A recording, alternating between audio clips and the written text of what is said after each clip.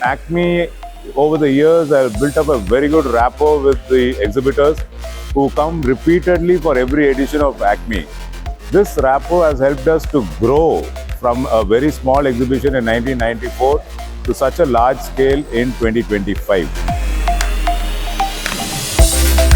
And every time I see it's just growing, it's not shrinking, and new people coming up clearly shows the kind of mileage this even gives to those manufacturers when they come here.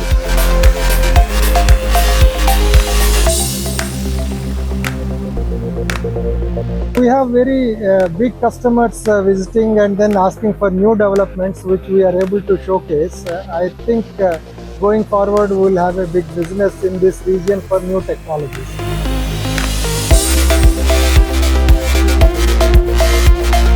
Overall, very good experience.